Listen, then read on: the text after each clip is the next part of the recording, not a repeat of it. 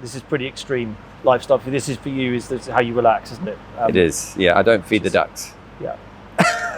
But I crushed my talus on my right foot, so I had to learn to drive left-footed, accelerator and brake and drift with just one left foot. At least have broken something, whether it's a smaller heel or a really finger. Every shoot you would break something. It was brutal. These people that I'd seen did James Bond movies and Star Wars, all these big movies, and I was like, wow, I'm this little B-movie guy from South Africa who's got to compete with smiling. I just remember smiling in the air going, I'm going to nail this audition. And some old shoes, because you go through a set of shoes in one session, you just wear them out. My dad would rent a car from Avis or Budget, and that would become my rally car in the sugarcane fields around Durban. I would go down in the grass fields and then pull the handbrake, and if it was wet, I wouldn't stop. I'd keep going and smash through a fence or a bush, and then I'd work out my grip levels.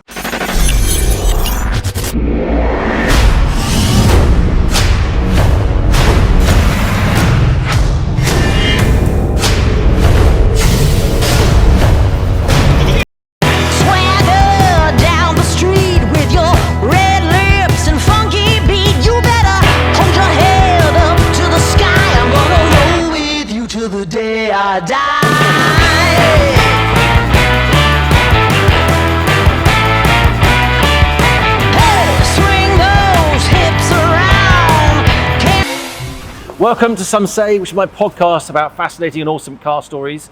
And today I'm joined by a very special guest, a friend of mine, Wade Eastwood, who is the action coordinator, action director for Tom Cruise movies, which just has to be the pinnacle of a stunt career, isn't it?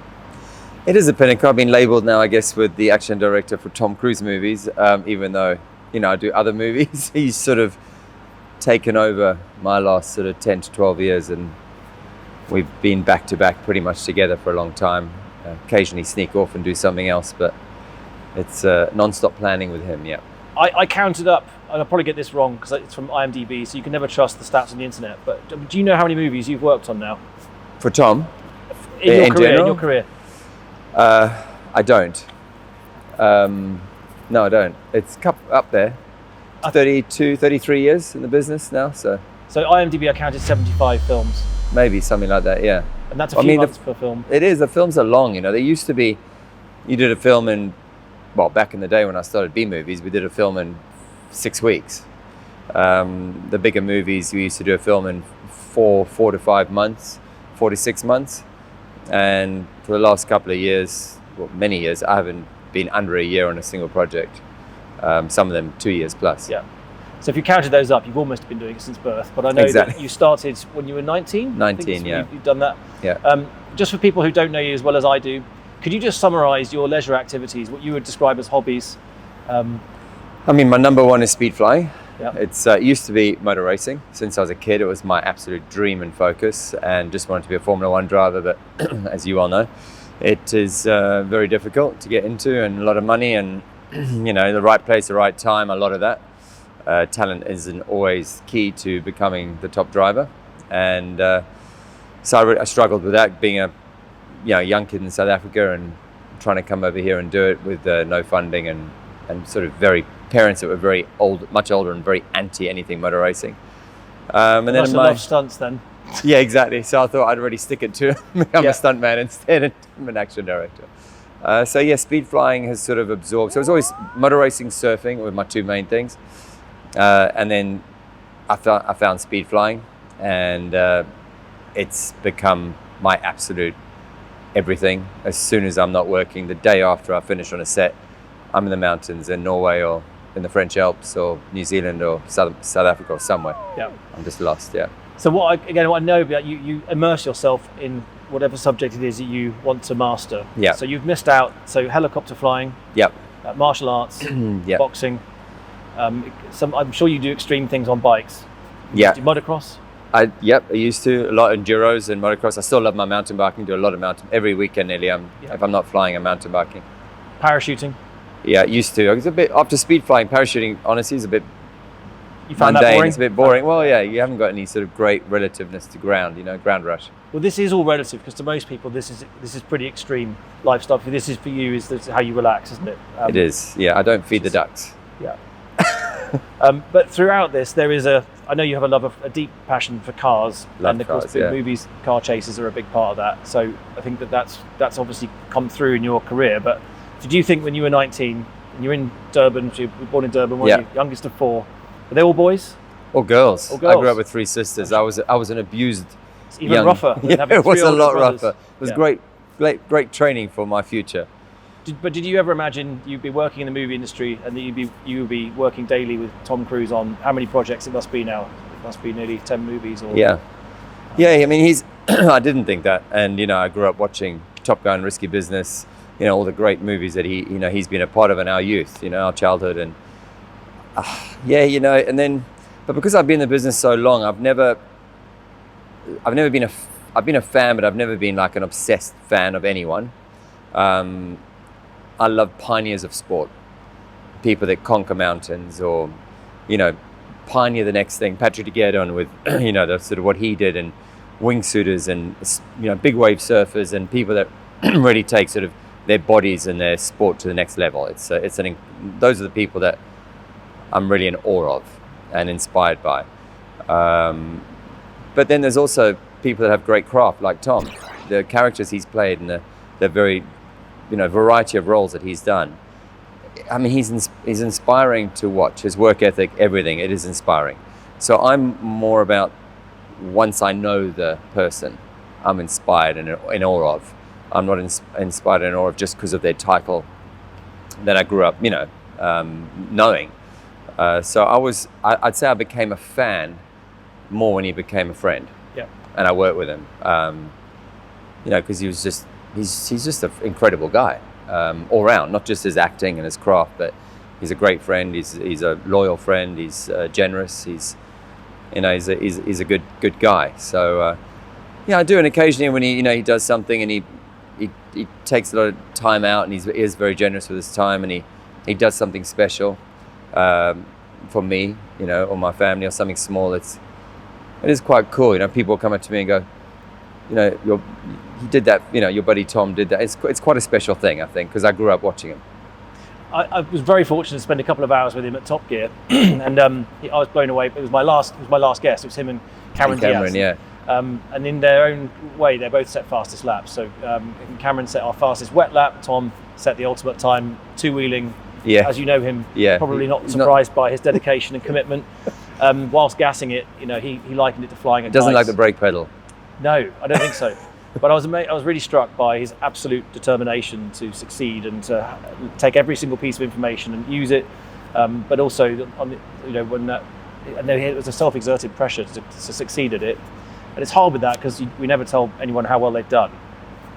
Plus, the producers were crapping themselves that he would crash the car, and they would have some horrific lawsuit. Yeah. And there were all these airstreams parked full of we didn't know what, all the people involved. But he nailed it. But he was incredible with everybody he encountered. He stopped with everybody, he shook their hand, and actually off camera, someone actually collapsed in the audience. He was the first one on his feet to go and help them. He always will be. That kind of guy. He is that kind of guy. You go for lunch or dinner with him, and you can't walk. He will take the time to greet everyone. If someone is trying to get to him and he can see it, he'll spot it and he'll make an extra effort. Which is, if you're trying to just go and grab a quick bite to eat, it can take you hours to cross the street. Yeah. He just has plenty of time. He knows that his fan base, he loves his craft. He loves his craft and his job, and he knows that it's because of the fans and the seats in the cinema that he can still keep doing what he does. And he is, he voices that he's very appreciative of that a lot, and that's why he gives so much time. So all that said and done, you've said on previous occasions, if Tom hadn't been an incredible actor, he would have been an incredible stuntman. Definitely, yeah. And he is a stuntman because he does. He's stuntman, yeah, for sure. There's no one. You know me quite well. It's like I won't let anyone do anything unless they're properly trained for it and it's safe, and they're competent. I won't take anyone's word for it. I won't. It doesn't matter who they are. They've got to do the right training and the right foundation and to be safe and be current at whatever it is we're doing. And Tom always puts 200% effort into the training and getting current and understanding everything about what he's doing. If it's a car, understanding all the mechanics of movement of a car and lift off, oversteer, and all the movement, the chassis, the suspension, the tires, and why it's doing this, oversteer, understeer, everything, the parameters of it, and then get the training done so he's competent. And by the time we're finished training Tom at whatever it is we're doing, fighting, drifting, motorbikes, I mean, he can already do all of it, but training him to a higher level, there's no one else I would put in the car or bike to do it, because there's no one more competent than him. And it's quite interesting because we do that, and then Tom slowly just brings in the acting performance, which most of us don't do. We just stuntmen and we just drive it. Eyes closed. Or drift it, exactly, sometimes eyes closed. Or wheelie it, or whatever we're doing. But we're not giving a performance, or fly it, helicopters. But when Tom does it, you've done all this training, he gets in, and then suddenly he starts giving performance in, and you're still talking to him as if you were training the day before, but he's a different person in the car. And he is finding the light. He's Ethan, if it's mission. And he's doing things that we wouldn't do. Like in the last mission, he was handcuffed to Haley in the BMW in the M5 competition. And we were doing all these drifting drills. So we would do them one-handed drifting drills. And, sometimes, drifting, you can be one-handed, but a lot of the time you want to throw the other hand and chuck the wheel and catch it. And you need to, especially in tight areas where you're flicking one side to the other. So I would do it with the cuff to know the parameters in my training on my own. And we're designing the sequence. And often I would just, I'd be doing it and I would just throw the other fingers up and just throw the wheel a little bit. It would just come. So I'd have to try and sit on my hand, and then I'd spin out and I'd get in trouble, and in an open area, just so we knew the parameters of the shortcuts of how we could try. And there was no shortcut. You just had to adapt as if we'd lost an arm, adapt to driving and drifting with one arm, with one hand. That was it. Amazing. On that note, though, I've forgotten his name now, but have you seen the Tom guy Cruise? in Poland who no, I've forgotten Tom. There's a guy in Poland who's a drifting champion who drives with his feet. He was born without arms. Yeah. Have you ever seen that? Yeah. He's absolutely off the charts. Yeah. It's amazing how you can adapt. Well, I was talking to him about what functionality he has in the car, and from memory, the one thing he can't, I think he can't pop the clutch. So when he sets the attitude of the car into the drifts and commits, handbrake and things like that, he's got all that, but he can't he can't re-pop on the clutch. So he cannot afford to regain traction. Yeah. Can't clutch kick. And I said to him, that means you must have to be even more high level with your accuracy on speed. And he said, yes, that's exactly what I have to do. It's what you can adapt to. I broke my talus on 6, my foot, crushed my talus, and we had to still carry on, and we did the old M5, the retro one, and we're actually doing Tom's training, helicopter training and drift training. So we've got a track, this very tight track where he would jump from car to chopper, and one of the helicopter drills he did for the tight canyons where we're on a tight racetrack, and he would follow me in the car with the helicopter as the camera on the Caterham circuit at Bedford, so it's a really tight one. Yep. And focus on the car. So I mean the helicopter, the things he was doing in the helicopter were incredible. And I'd be drifting on the tight track, and he would be literally putting the skids of the chopper inside the door of the car the whole way around this track. But I crushed my talus on my right foot. So I had to learn to drive left-footed, accelerator and brake and drift with just one left foot. So I had this pictures I'll show you, but I had this in a boot, and I had to teach myself. So I'd just go up there 2 or 3 days and just until my left foot was as sensitive as my right foot normally is. That's true. I'm not saying it was perfect, but you do adapt. That's amazing. If you put the time in. That is amazing. Yeah. The thing is, where you are now, because you've had your experience, but what that actually translates to is that you started as a young guy in South Africa doing stunts. And I'm no longer a young guy. Well, no. But it inevitably means you're gonna, guys that get into stunts, girls that get into stunts, starting up early. You learn a lot of it the hard way. Not everybody is as experienced as you when your attention to detail and your safety is at the top level. So you've obviously gone through the pain barrier in your career. So there's a danger level, isn't there, that you've had to experience? So there's, for sure. When I started at 19, it was I started in a lot of B movies. So we would we didn't have airbags, we had cardboard boxes, We didn't have all this wire work.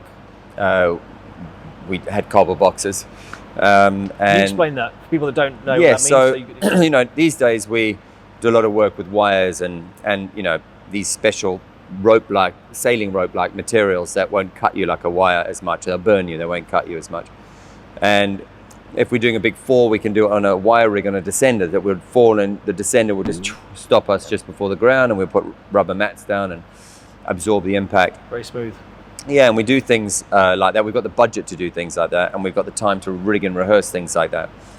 Or you jump into a box. Or you jump into a box, which is what you started with. Yeah, when we started. So if we did a fall, there was no wires to slow us down.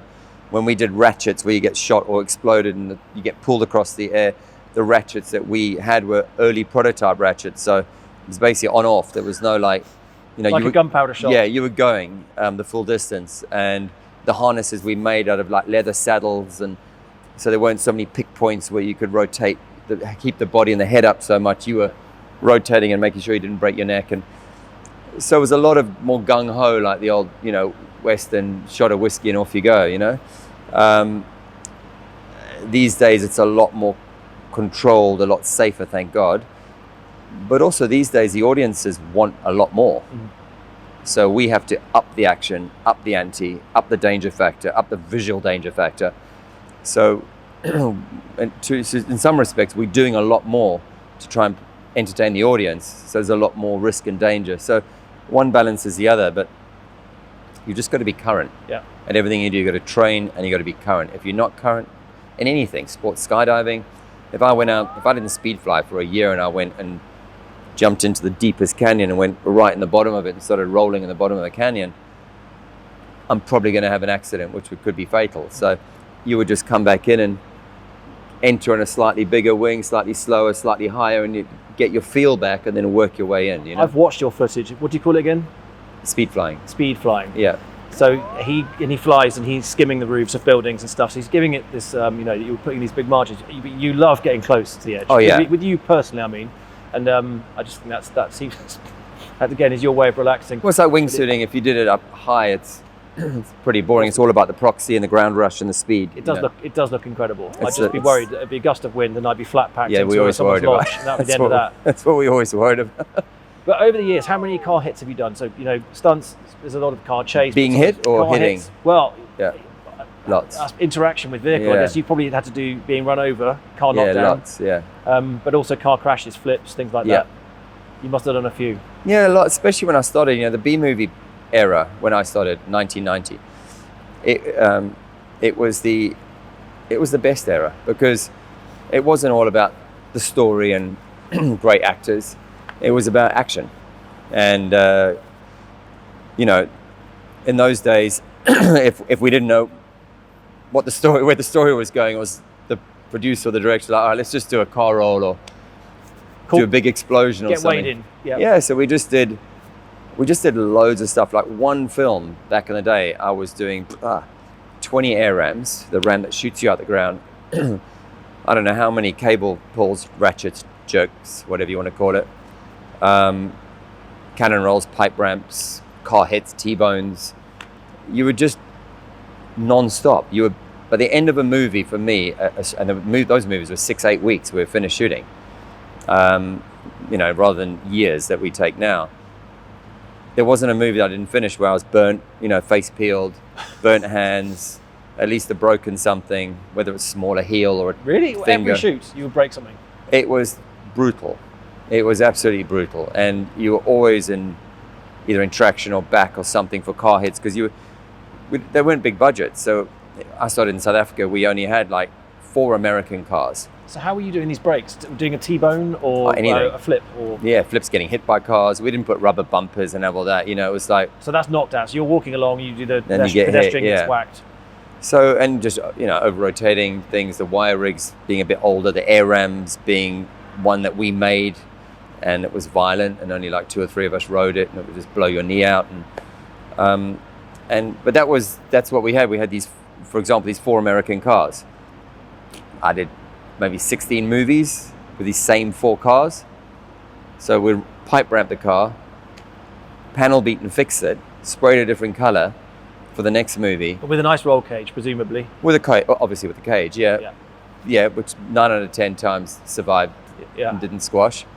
And then you'd be driving at the pipe ramp the very next movie in the same car, but you're driving with, because the chassis has been straightened as much as it could, but you're driving straight with the chassis like this, trying to hit the ramp at the perfect angle to get the perfect roll, or a cannon. And what speeds do you normally do the pipe ramp? Yeah, where you want to do a big flip, 70 miles an hour. It's a Hollywood classic, isn't it? Yeah. The car goes up in the air, rotates. Yeah, 70 miles an hour. 60 to 70 mile an hour. Yeah, depending, or a cannon roll when you turn and pop the cannon and it flies over.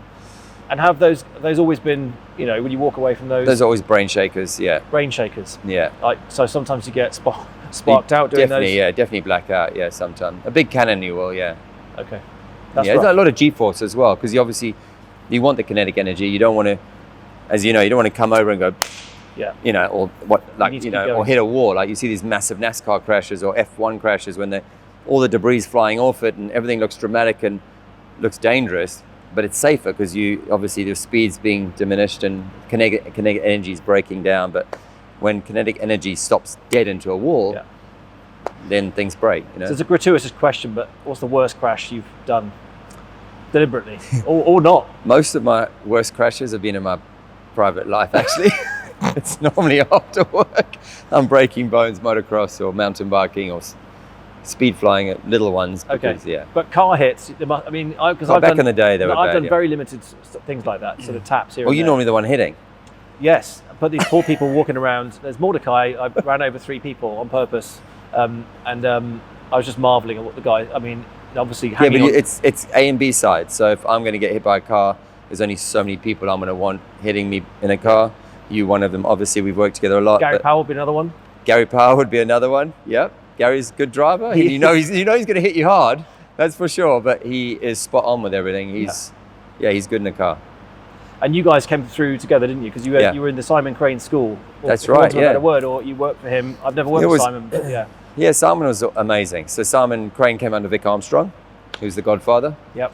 And Scott, his son, works for me and my team. So then it was Simon was under him, and then Simon formed his team. Yep. And I was under him, Gary Powell back in the day, Eunice.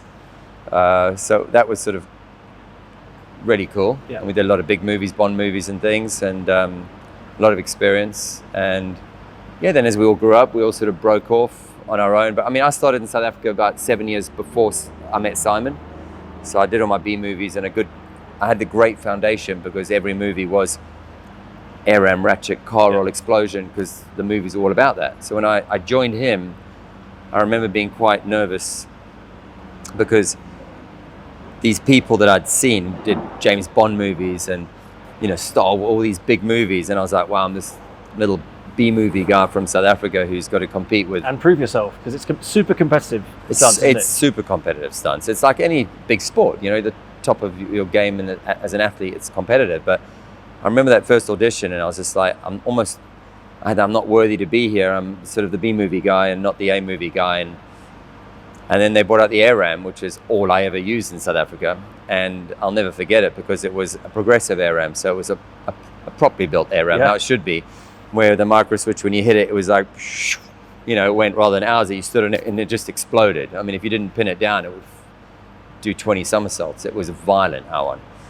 So I remember standing on that and it just flicked me and it was like a mini tramp. I just was smiling. I just remember smiling in the air going, I'm going to nail this audition.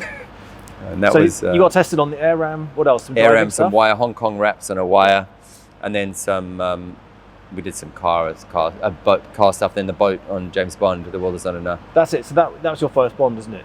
That was my first Bond after the first Mummy. I did the Mummy with Simon. That was my first movie with him and everyone. And then we just stayed on his team forever. So there's 2 of you in the Q-boat, is that right? There was myself and Gary Powell. Gary, So I was the main double for Pierce, and then he did most of the stuff, and then Gary came in and did the role of the Sunseeker, which was amazing. Which looked gnarly. It was super gnarly. So he was off rehearsing that a lot. We would rehearse together quite a bit with the cardboard boxes, and he gave me one big scare once. I remember doing a jump test in our rehearsal lake. So he sort of focused on that stunt, and then I did everything else. Because water is a dead stop. If you get it wrong, it can... Water is violent, yeah. And you drowned. Well, this is what I was alluding to with cars. So with your own body, you've got a feeling from what you're doing, and as long as you don't stop very quickly. But with the metal, you've got the bigger weight, and you've got other vehicles. There's always a potential of a sudden stop or hitting something. So when you fast forward to now, and you know what it feels like, and the strange places that hurt when you take a kinetic piece of energy through your head or your back or wherever it goes. I don't know how it must be hard to sleep. Like, you've got someone like Tom who's going to go for it. He's been trained to do it. But I was watching, some of my favourite car chases is the Jack Reacher film, which I think is epic. It's about, is it 6 minutes long? The car chase? Yeah. Something like that, I think. It's mega, and it's is it an old, is it Chevy? Yeah. SS? And it's continuous, and I was watching it, checking, and you keep seeing him in the car, and I saw him. He's pulling the handbrake, he slaps a car, slides around, and all of these moments. And there's one when he spits out of a tunnel, and there's a massive slide into these water barrels. Yeah, that's right. And all of that, you're watching between the cracks of your fingers. Particularly if I was you, you've put this in place. It must be an incredible thing to see it unfold. It is great, and all the drifting, every mission. I mean, there's no one else in the cars or bikes except Tom. I test them to get the cars set up to be, the handbrakes right, the hydraulic e-brakes, and I set the cars up and I test them and I do the sequence for myself to test everything out. But in the movie, there's no stunt doubles. Yeah. There's no stunt doubles for Tom in a car, on a bike, in the air, underwater. We just test and set it up, and then he comes and tests with us and then adds his flair to it. Yeah. But again, he's competent. Like the drifting, his in amongst crew and amongst all 100 stunt people running in the streets, I wouldn't put those people anywhere near him if I didn't trust him. Because he's predictable, he repeats the he's same action. Very predictable, like the streets of Morocco on Rogue Nation. He drifted the M3 through the streets. I mean, every take, at one stage, I've got some video of it, every take he was within this much of his mark on the ground to drift through this, within a foot of his mark, 40 takes in a row. He was never there. He was always here. Yeah. And, we can all go over it a little bit. Absolutely. Or under it a little bit, something happens. But he's on it. So I know you're super creative, and I was watching that again. Back to the Reacher, it sort of reminded me a little bit of Bullets, but actually with better driving. There's some cool stuff. I'm going to get people writing in. Obviously, we'll say Bullet was the best car chase of all time. It is really cool, but actually, obviously, the cars have developed a bit. We've got closed differentials, and you can slide them around and do things. But it definitely had that sense of foreboding and cool action, and the way they're smacking into each other is really cool. It was good. It was, for me, my favorite car chase is the Fiat 500 in the last mission in Dead Reckoning Part 1, because the car was a character, like Herbie back in the day, Knight Rider, all those things, where the car is a real character. And what Tom did in the Fiat with Haley was, we made that Cinquecento, that little yellow Cinquecento, we made that a character. And the first time it comes out, we're in Italy, it's a Fiat 500, a Cinquecento, it's just perfect. And it was funny, but there was still jeopardy and danger and suspense and all that you want with it. So, when you make cars a character, you're so much more invested in watching the car chase, rather than just a car chase that's, full of all the big pipe ramps and the rolls. And to me, give me something where the characters are connected with that vehicle. And it's much more exciting. And it's relatable, and you buy into it, and you want it to get to the end and win or whatever. And that car was brutal. What was in that? You must have souped that up. It was very souped up. So what was the engine in that? It was an electric motor. Okay. We developed over 550 horsepower equivalent. And put it into rear-wheel drive? Okay, I think it was, and it's short wheelbase, so to keep that straight with that much horsepower on a short wheelbase, as you know, is really difficult. Yeah. So you're trying to drift it just wants to snap out on you. What was the range like? We did 2.5 hour road test on it. Yeah. It was, if that went into production, it would be better than a lot of electric cars out there. Maybe you should do something with it. I can see you doing it. Who did the engineering? Is that usually special effects guys, isn't it, that work on those? It was our action vehicles and special effects guys. But the special effects guy on that was incredible. That car was amazing. And we could also change the torque and change everything on the app. Okay. So we could set the car. So it took a lot of setting up. The first time I tested it, It was an old rust bucket, sort of a body shell on it. I mean, I literally burst out laughing the whole way down the test track. I couldn't believe the pull-off The on insane it. torque. It was just, and we had full beans, full everything, so I actually couldn't put my foot on the ground because it just stood still and just blew the rear tires out. Fantastic. So we had to slightly turn the torque and everything down a bit because you just touch it like a switch and it blew up So basically. it's proper like Mario go-kart. There was not a time you drove that car and you didn't laugh. It took us a few times with Tom driving it to stop him smiling and laughing to get into character, because he would just start driving and you burst out laughing. It was incredibly fast and it was out of control. 450 was the equivalent. 550 equivalent. 550, bloody hell, in a light car. It's mental, isn't it? Yeah. He does pick things up quickly. Very. So on that, again, back to the first day when I met him, we had the Bugatti Super Sport, the Veyron Super Sport. So it was capable of 267 miles an hour. It had 1,200 horsepower, which at the time I thought was a lot, and it is a lot. Now people are tuning these Lamborghinis to 2,000. Yeah. And all this madness, and 1,200 doesn't seem to be a huge figure anymore. But yeah, he was so quick and also trustworthy. Because the first thing we did was braking, because to understand that you can use the full force of the brake. The rear wing acts like a parachute and does all that stuff. So then we were doing full send down the length of the runway to get it. We were trying to brake 180, but it did make him late for his own movie premiere. So he was late to the night and day premiere Because he was driving a Bugatti Veyron over 180 miles an hour. But he's so genuine. He said, "I'm going to be late. What do you think I should do?" I said, "I guess they'll wait for you." And he's like, "Yeah, I think they would." No, he's polite, so he doesn't want to be late. I mean, the premieres, when we go to the premiere, my wife and I, we go for a dinner around the corner 2 hours before the premiere, and he's there already signing autographs, walking the red carpet, seeing the fans. I mean, he's there for hours before. And he doesn't have to be, he enjoys it, He gives a lot. But in terms of like your inspirations, like we're talking about bullets and things like this, but is there a car chase you've watched or several? There's not one Not the one specific. you've been in, but one you No, looked at historically I and get thought, asked this question occasionally. It's nothing that specific, there's not one thing that keys off for me. I grew up in South Africa with all the American TV shows, the A-Team, Fall Guy, Dukes of Hazzard, Airwolf, Blue Thunder, so the Fall Guy. I'm inspired by all those shows that I watched, and then obviously French Connection, Bullet. You've got all these other shows, but I just grew up loving film, and loving film that had cars, bikes, boats, helicopters, planes, anything mechanical that you had either a steering wheel, handlebars, or stick, cyclic, whatever it is, a yoke. I watched those movies. But if I trapped you on a desert island with one VHS, that's it. But what you have to Top Gun.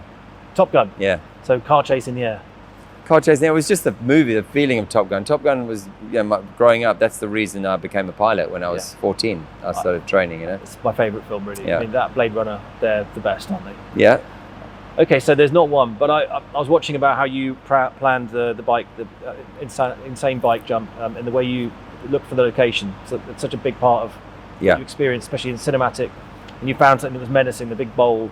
Exactly. That was going to really sell the danger element of it, if it didn't look dangerous enough already. So with car chases, I think the same's true, isn't it? You pick if you've got a location, whether it's tunnels or streets. So if you were planning the ultimate car chase, where would you shoot it? What cars would you throw in? If you without giving away your special secrets that you're throwing into the next movie. I mean, I like cities, something tight. You get lots of strobing on the streets. You get danger. It's like, what's the most dangerous motorbike race in the world? TT. The TT Isle of Man. You got you got walls. You got bridges. You got jumps. You got people. You got the risk if you come off is huge, rather than a nice big track with a lot of runoff and wide open spaces. So I like confined spaces. I like texture. All adds to the car chase. Car-wise, I mean, there's so many great cars out there. I've got to give, BMW do make incredible cars, as you know, to drift. I mean, you drift any M series, M3, M2, M5 competitions, hooligan car, 4-wheel drive, you push one button or push two buttons and everything's off and you're in 2-wheel hooligan mode. There's nothing coming on, there's no assist, you're full off. So you're definitely BMW, not Audi. Audi for styling. I love Audi for styling. I think their styling is beautiful. Their lights, their interiors, everything about their finished detail inside the car. But I just keep blowing up Audis. Oh. The engines just keep blowing up on me. It's like, I haven't had but I do love them. They've got a lot better. Obviously, you're going back to the Quattro in the rally days, they were epic. But I love Audi styling. Yep. I love Mercedes power and refinement. Yep. And their chassis, the AMG series, C36s, those cars. I mean, those are drift machines too. But I'm trying to think of one car really gives you can just put pretty much anyone in and teach them how to drift. What car are you going to go buy an M3? Okay, so we're interested in which years though, because there's a lot of these mules that will come out and you're like, fair play. Yeah. You've gone back to 1993. 95. Yeah. Yeah. Something like that. Yeah. It's usually what comes out, isn't it? Yep. So have you driven some of the modern like, E36 M4 and things like this? Have you driven the latest? I have. The M2 is nice. The M2 Yeah. competition, I actually taught the rest of the cars to drift in Okay. at Bedford, and that's a lively car. That's a great car. It's good because it's lively enough without the grip being too high. Exactly. I drove the M4 CSL, I think that's what Yeah. it is. Which Looks is amazing beautiful, on track. huh? Yeah. Heavy. If you make a mistake, it lasts longer. And the grip level's higher, so you've got further to fall. Yeah. Whereas M2, it's more playful. And Yeah. I think, technology is moving us towards these super grippy hench cars with loads of camber and cam force, but the fun is actually when the grip is a bit lower, not low grip, like, 80 style, but something that you can actually throw around a bit, feel it in a roundabout. Yeah. I think we had the Alpha test of the Giulia as well. Yep.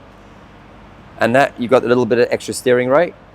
They look great on camera as well. They Alphas. look, well, it's Italian. Anything Italian looks beautiful, doesn't it? Yeah. It's like, but it's whether they last as long. Yes. Unfortunately, I blew 2 of those up in one session. So you've blown up some Alphas and some Audis. A Ferrari. And you've blown up some Ferraris. Do you think any of it's to do with driving style, or do you think it's the machinery? I think it's well, I think when we're pushing a car hard on a movie set, as you know, you're getting in the car and it's full on. It's at 110% the whole time. You just want, something that lasts. Yes.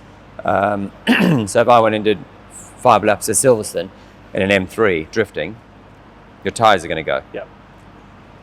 I did 3 laps in another brand, and in the Alpha, for example, the steering at the rake angle into a stow and through that section. I mean, you can throw it in there 100 mile an hour, and you're not you're facing backwards slightly. You got that extra right steering angle, and it is beautiful. And you're like, wow, it's amazing. You really get used to it. But then next lap, your tires don't go. They overheat. Everything comes on and flashes and goes into limp mode. And you're like, we're slightly designed to be beautiful.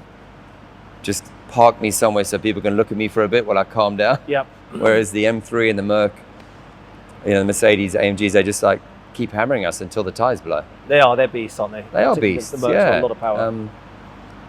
So we've all driven some amazing cars. Driven some amazing Ferrari. The 430 Scuderia. Yep.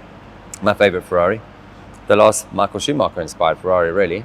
That I've never blown up, and I've hammered one of those. Yeah. I've had a few check engine lights come on and slow down, but I've never blown it. Whereas a couple of the newer models don't like it too much. And they're harder because they've got the turbo. And there's it's interesting. It's a funny thing. You'd think with more power, it'd be easier to more linear. It's not. Yeah. It's the older fashioned. The V8 was a simpler beast. The super fast is incredibly fast. Yeah. And it's so refined that it feels like you're doing 120 mile an hour, and in fact you're doing 160 mile an hour, 180, and it's so refined. But I still like give me a Scuderia or something more old school. So for all the things you've done, I know you still love racing, or you would love to do some more. Yeah. What ambition is there for you? I know you've done Formula 3, and you went in. People take a career trying to get to that stage, and you jumped in.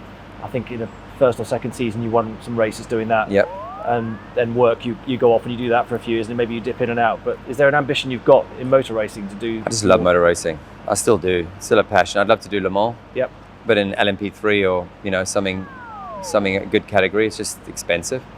And getting the right team. I see you in a GT. I like GT as well. Big brute car sort of suits you. Yeah, I like that too. I mean, I'll drive anything. I'll drive a bus, a truck, a tractor. I'll drive anything. I'd race anything. Like you would. I just enjoy racing. Yeah. It's just I want to be in something competitive. You know, I just want to. I'm very competitive. Yeah. There's a sport I've seen recently that I'm not sure you've tried, which is, it looks like soapbox racing, but faster and more dangerous. Yeah. You've seen these? They use gravity. They're doing about 80, 90 miles an hour. It looks similar to your flying thing, but slightly sketchier. Really skinny little wheels. They dart around. No engine. No engine. Yeah. It looks Red Bull-like, but it's still sort of something else. Yeah, I have seen. They develop they really spend a lot of money on developing it aerodynamically. It looks tempting. It looks like they do it in the Swiss Alps. It looks like you could have a serious crash. I've done luging. Have you? Yeah, street luging. I got into that with on the concrete. In a road. Oh, right. Yeah, street luging with a long board, an old pair of leathers. You stick an old pair of leathers on, and some old shoes because you go through a set of shoes in one session. You just wear them out, and I really got into that. That was when I was in LA. Yeah, I really enjoyed that. Where do you do that? Mulholland or something? Yeah, it was up near Castaic Lake, up the back in the canyon somewhere up there. There was a road with a water tower, and then no one would really drive up the service road. Yeah. And yeah, you cruising. I was behind when you do it. When you're the chase driver in the truck, you're doing 70 mile an hour chasing them down the hill. So it's cruising. Is there? People ask me this question, so I think I'd ask you, and it's always an awkward one. But is there? Have you ever refused to do a stunt? You just thought, no, this won't work. I mean, I know you can always talk and explain, no, this isn't right. We should do something this way. But sometimes, I don't think I've refused it. I might have said that there's maybe a more visually stimulating way of doing it, which gives you the same or better outcome. Yeah. If it's unsafe, but then if it's unsafe, I would just plan a safer way of doing it. That's all. So no, not really. But it's never been a situation you get thrown in, put the helmet on, like, what are we doing? Well, I'm not sure, we don't. And then you get set right now, save it and go. A little bit back in the day, maybe in the B-movie time, but no, not really. Yeah, so... You used to infiltrate Goodwood. Yeah, so when I was... A funny story is when I was young and I was addicted to being a racing driver, it's all I wanted. Okay, so this was the dream. This was the dream for sure. Actually, my matric exam, my final year exam at school, because my parents wouldn't help me, and they had the means at that time to help me. They were just anti it because they're much older, different in their generation. Everyone was dying. Formula One, every race, nearly someone died. So I can understand it. My dad's 96, my mom's 82. So as a dad now, I can understand it. But at the time, as a young kid, I was like, you have the means to put me in a go-kart. Everyone's telling you to. Why aren't you? Like, it's all I want to do in life. So as I grew up, I thought, well, the next best thing is maybe I could do car shows, like a Top Gear, be a presenter, and I get to drive cool cars and drift them all over the place and talk about cars. So that became my focus. So I used to go to Goodwood Racetrack down in West Sussex, and I said, well, what's to stop me being a freelance journalist? So I got Car Magazine in South Africa, which is a popular car magazine, to say if I've got a great story, can I send it to them? And they said yes. And then when they sent me a fax with a letterhead saying, yes, if you have a great story, send it to us, I then sort of changed it a little bit to be, I'm a journalist for Car Magazine South Africa. You winged it. I winged it. And I used to go to the track and they were testing, I remember it was Max Fly, testing the Ford Cosworth RS. Yeah. And first time I saw a car come up with the hydraulic rods and come up, and they plugged in the air and they were sorting all out and they were doing laps of Goodwood, which is a fast track. And I showed this piece of paper and all the journalists were there, car journalists, and I was like, yeah, I'm a motoring journalist. And I was young. And yeah, they said, yeah, sure. Okay, we'll go with the driver and ask him questions. So I just made up a bunch of questions. And then said, all right, it's your turn to drive. And I was just so excited that I wanted They let you out in it? Oh, yeah. Yeah. And so then I used to go back. I did Nissan GTR there. I did loads of things there, and I just kept going back. That's brilliant. Yeah, and then I would write it and send it to Car in South Africa. I don't know if they ever published it. I didn't care. I'd already done my driving. I didn't care about anything. Blagged away in. Yeah, that was it. So before that way you were 1920 or something. So what had you learned to drive on? What was your first drive? What was your first car? So I started driving in my dad's that when I was 4, like steering. Yeah. My first cars I was driving back in the day when I was 11 years old. I was doing handbrake turns in a Vauxhall Victor. Don't know what that is. An old Vauxhall Victor, like a Ford South Cortina. No, in England, Ford Cortina, Ford Granada type. Because I went to school in England for 6 years. Oh, it was a Cortina. Oh, it was a decent sized lump. Like that sort of lump. A Vauxhall Victor was sort of Cortina size. So I would go down in the grass fields and then pull the handbrake. And if it was wet, I wouldn't stop. I'd keep going and smash through a fence or a bush, and then I'd work out my grip levels. Great for the parents. Yeah, I bet they loved it. They loved me. And then so then I would just, and then it progressed. And then when we went back to South Africa, my dad would rent a car from Avis or Budget, and that would become my rally car in the sugarcane fields around Durban. Yeah. So at night I would sneak out in the car and try and do parts of the rally where Serge Damso and Sarel van der Merwe, these great South African rally drivers, would come tearing through in their rally cars, and I'd look at their onboards and think they're doing 100 miles an hour through this corner. I'm coming in at like 50 miles an hour, and in a city Golf, a little Golf 1.3, and I'm like, road tires. With road tires, and I'm thinking, how the hell are they going that fast through this corner? And I'd push myself faster and faster so I could at least get half their speed, and I'd end up in one of these big wash-away dongas on the side with the car and have to bribe a farmer to get the tractor and pull me out with chains. And so how many street cars have you crashed? I've crashed so many street cars. Is it on two hands, or would you do No, more way hands? more. It's more than two hands. Yeah, way more.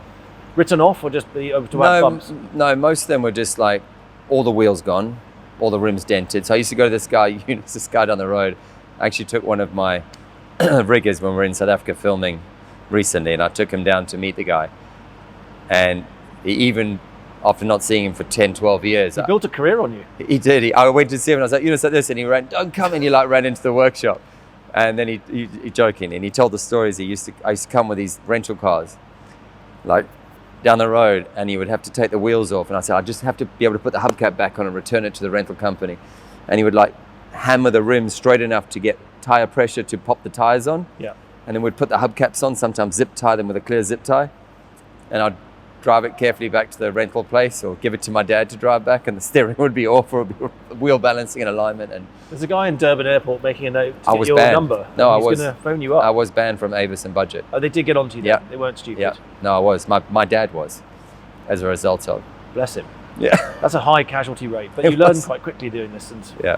that's mental. All right, so you hoodwinked your way into some cars at Goodwood. For how long was that going on? About a year? About a year, yeah. It's funny now because obviously I'm good friends of Goodwood, and now I do a lot with Goodwood, and the Duke and Duchess of Richmond are, become good mates, and they've got an incredible place down there. It's amazing. And then You've done a hill run Yeah, I did the F1. I did Kiki Rosberg's F1, Williams F1 car this year? last year. No way. That's amazing. I didn't Year know before. that was you. Okay. Year before, yeah. So I did the hill in that. That was incredible. Jamie Chadwick's Yep. debut F1 drive, actually. It was Jamie, myself, Jensen, and Karun Chandok. That's awesome. Yeah. How was it's the great. car? The big bags, as in big It was wheels. epic. Downforce car, yeah. Yep. Turbo. Epic. Epic. Because you're doing the manual gear shifts. And chasing Senna's McLaren with Lando. That's special. Yeah, it was pretty special. Did you get away or not? Did you close up on him? No, we weren't allowed to do that. Yeah. He's wild. But what's crazy is that some of those things do get knocked. But that's awesome. It was the greatest experience. Thank you for sharing all your stories. I can't wait to see what you do next. Can we say what you're working on now? So we're working currently on Mission Impossible 8, Dead Yep. Reckoning Part 2. Yeah. And if you thought 7 was big, which it was, You're going again? Is that possible? I just watched a sequence that I haven't seen for a while that we shot, and because I haven't seen it for a while, we've had the SAG strike, so we've all been off, and it's breathtaking. It'll blow you away. When's it coming out? You've got I'm to not film sure it yet. first, obviously. Yeah, we've got to so it'll be finish next filming, year. yeah. All right, cool. Well, thank you so much. Pleasure, man. Great to catch up Yeah, with you. and you. See you at the movies. And you as well.